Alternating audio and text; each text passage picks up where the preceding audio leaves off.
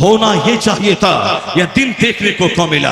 नहीं, सिर्फ प्रोटेस्ट करना है, एहतजाज करना है, मौका हमने दिया है। मेरा बेटा बोलता है कि मैं दाढ़ी क्यों रखूं मौलाना, दाढ़ी रखता हूं तो मेरी बेटी मेरे निकाह में आने से इनकार कर देती है। मेरे अपने लोग कहते हैं कि नहीं जंगल वाला मुझको अच्छा नहीं लगता है। मैं कहता हूं कि हाँ, बात बिल्कुल सही है, ये मौका हमने दिया है। हमने क्या कहा, 98% लोगों ने दाढ़ी मुंडाया। सिर्फ मौलवी और मौलवी के संपर्क में आने वाला 2% आदमी उसने चेहरे को दाढ़ी से सजाया। चाहे चेहरा जैसा भी लगे, मगर सरकार की सुन्नत पे अमल करना है, जैसा कैसे लगे।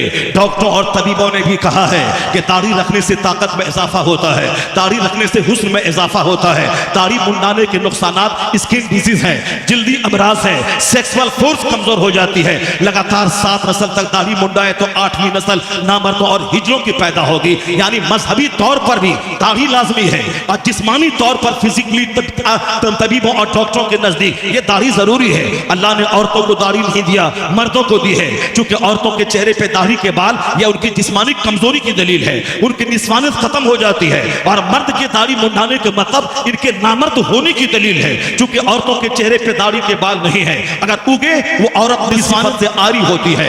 मर्द के चेहरे पे दाढ़ी अल्लाह रब्बुल इज्जत की तरफ से यह दाढ़ी एक नेमत है। अगर मर्द इसको मुंडाए तो उसकी सेक्स की ताकत कमजोर हो जाती है। तो हमने इसको ताक पे रख दिया। हमने फिल्मी हीरो को देखा और चेहरा मुंडाया, हमने आज के मौजूदा यहूदो नसारा को देखा और मैंने चेहरा को मुंडाया। अब मेरे बच्चे कहते हैं दाढ़ी रखता हूं तो कॉलेज में लोग कहते हैं आतंकवादी आ गया, या दहशतगर्द आ गया, या टेररिस्ट आ गया। तो मैं कहता हूं 99 तेरा बच्चा दाढ़ी मूंडता है और एक बच्चा दाढ़ी रख के कॉलेज जाएगा, वो तो अजूबा लगेगा ही, वह तो लोगों को आतंकवादी लगेगा ही। क्योंकि जितने आतंकवादी का चेहरा है वह सारे आतंकवादी के चेहरे पे दाढ़ी है, आतंकवादी का नंगा सर है, आतंकवादी का लिबास अलग जैसा होता है। अगर तेरा बेटा भी दाढ़ी रख के जाता है स्कूल में अकेला तो लोग कहते हैं ये आतंकवादी जैसा चेहरा है। तो हमने बना दिया आतंकवादी जैसा चेहरा वाला उसको जो दाढ़ी रख के स्कूल जाता है। ये हमारे 99% बच्चे दाढ़ी मूंड के जाने लगे। क्यों? नौकरी नहीं मिलेगी, मैं आर्मी में नहीं जा पाऊंगा, मैं फोर्स में नहीं जा पाऊंगा, मेरे बच्चे मिनिस्टर नहीं बन पाएंगे, मेरे बच्चे आए नहीं बन पाएंगे। मैं कहता हूं तन्हाई में बैठ के गौर कर ले। इसी मुल्क के हिंदुस्तान में एक छोटी सी बिरादरी है सिखों की, उनका बेटा पढ़ता लिखता है, हमसे अच्छा पढ़ता लिखता है। उनका बेटा दाढ़ी और पगड़ी के साथ यानी जेल सिंह बनकर हिंदुस्तान का राष्ट्रपति बन जाता है।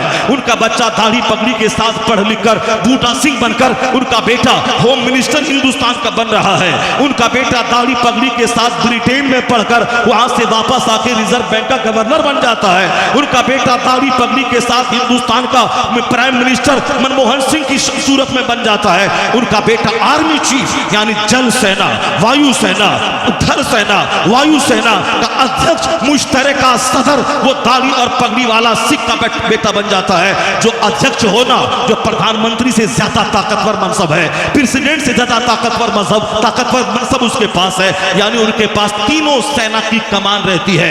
अगर वह पावरफुल बना तो प्रधानमंत्री के खिलाफ वह रिवोल्ट कर सकता है, बगावत कर सकता है। इसलिए ताकतवर मनसब पर दाढ़ी पगड़ी वाला फाइज होता है। बैंक का मैनेजर, प्रोबेशनरी ऑफिसर, वो दाढ़ी पगड़ी के साथ बन रहा है। यहां तक कि बैंक का मैनेजर के अलावा रेलवे का मैनेजर, वो साहब दाढ़ी पगड़ी के साथ सिख का बच्चा बन रहा है। तो वहां कहां स्कूल में पहरा बैठा नहीं, स्कूल में दाढ़ी लेके नहीं आएगा।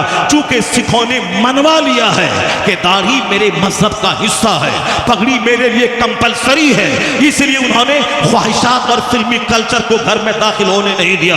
उन्होंने कहा मेरा लिबास जो भी हो दाढ़ी पगड़ी साथ रहेगी। तो अब दिल्ली के केंद्रीय विद्यालय में दाढ़ी पगड़ी के साथ उसके बच्चे पढ़ रहे हैं, कनाडा के स्कूल में दाढ़ी पगड़ी के साथ उसके बच्चे पढ़ रहे हैं, यहाँ तक कि हिंदुस्तान की जवाहरलाल नेहरू यूनिवर्सिटी में दाढ़ी पगड़ी के साथ उसके बच्चे पढ़ रहे हैं। गवर्नमेंट के नजदीक भी उनको सम्मान है कि किसी भी पोस्ट में वो जा सकता है अगर उनके पास मेरिट और काबिलियत मौजूद है। मगर मेरे बच्चे को आतंकवादी क्यों बोला जाता है? मेरे बच्चे के पास मेरी बहनें, मेरी बेटियां क्यों नहीं उसके निकाह में आ रही है? हीरो साइकिल का मैनेजर दाढ़ी पगड़ी वाला, पंजाब की खूबसूरत बेटियां उसी दाढ़ी जंगल वाले शौहर का इस्तेमाल करती हैं, उसी के निकाह में वो जाती है। वो अभी आईएएस ऑफिसर है पंजाब की बेटियां, वो कहां कहती है दाढ़ी वाला नहीं चाहिए जंगल लग रहा है, पगड़ी वाला नहीं चाहिए 18 साल का जवान 80 साल का बुढ़ा लग रहा है।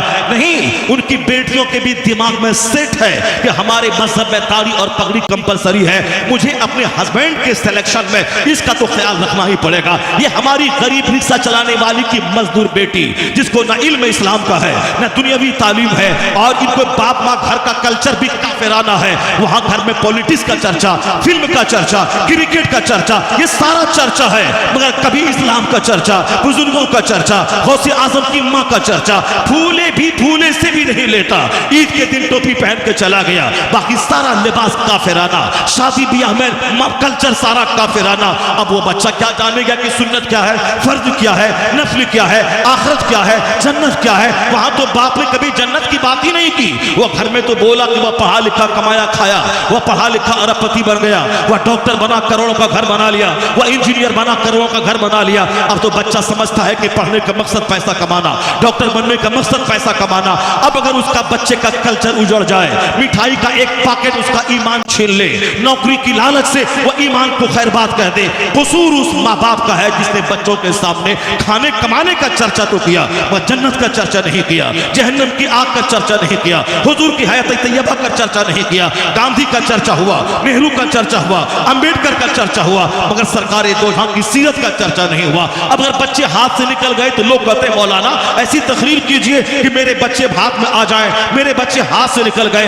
एक दिन की तकरीर से कुछ नहीं होता, एक दिन की तकरीर से माहौल में कोई बड़ी तब्दीली नहीं आती। तब्दीली माँ बाप के रोजाना के कल्चर से आता है। माँ बाप का चेहरा बच्चों पे असरअंदाज होता है, माँ बाप की बोली बच्चों की शख्सियत को संवारने और बिगाड़ने में हेल्पर और मुमीद और मुआविन साबित होती है। माँ बाप का रोल अहम होता है। हमने तो घर में दुनियादार का चर्चा किया, जब बच्चे हाथ से निकल गए अब मौलाना याद आ रहा है, अब तावीज याद आ रही है, अब तरकीब याद आ रही है। तावीज क्या करेगी? आम के पेड़ में तावीज लगाने से वहां कटहल थोड़ी फल जाएगा, लीची के पेड़ में 1 करोड़ तावीज डाल दे वहां से अखरोट थोड़ी फल जाएगा, कटहल के पेड़ में तावीज 1 लाख डाल दे वहां से सेब थोड़ी निकल जाएगा। ये तो कुदरत का कानून है। जैसी माँ वैसी औलाद, जैसा बाप वैसा बच्चा, जैसा दरख्त वैसा फल, जैसी जमीन वैसी पैदावार, जैसी फैक्ट्री वैसा प्रोडक्शन। यहाँ सारी तदबीरें उल्टी थी और नतीजा बरक्स निकला। तो अब तावीज ला के दे दो, अब तावीज से फायदा ना हुआ तो अब तावीज का ही इनकार कर बैठा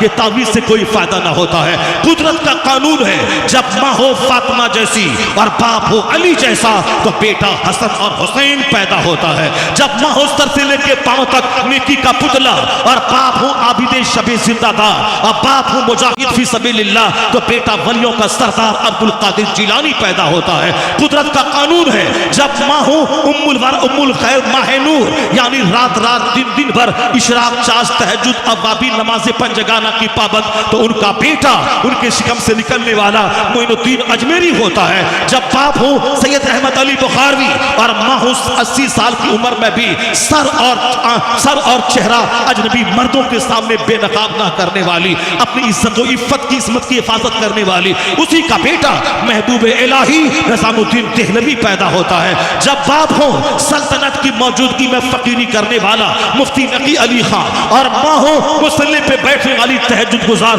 उसी का बेटा अहमद रजा खां फाजली बरेलवी पैदा होता है। जब बाप हो अहमद रजा खां और माँ हो आबेदा तो बेटा मुफ्ती आजम हिंद मुस्तफा रजा खां पैदा होता है। जब बाप हो मुफस्सिर आजम हिंद लाखों मुरीदों की मौजूदगी में सादगी से रहने वाला, ज़ुहद के साथ रहने वाला और माँ हो ऐसी लाजवाब जरूरत पड़े अपने सारे जेवरात को गिरवी रखकर मंजर इस्लाम के मुदर्रिसिन की तरक़ा दिलाने वाली। जब माँ इसी इस्लाम का दर्द सीने में रखे और बाप करोड़ों मुरीदों की मौजूदगी में सिंपल रहने वाला, उसी कोख का बच्चा दुनिया इस्लाम का सबसे बड़ा आलिम ताजुल शरिया अख्तर रजा का अजहरी पैदा होता है। जब बाप नेक हो माँ नेक हो तो स्टेट की मौजूदगी में रऊफ या स्टेट की मौजूदगी में बेटा मुजाहिद आजम सालार आजम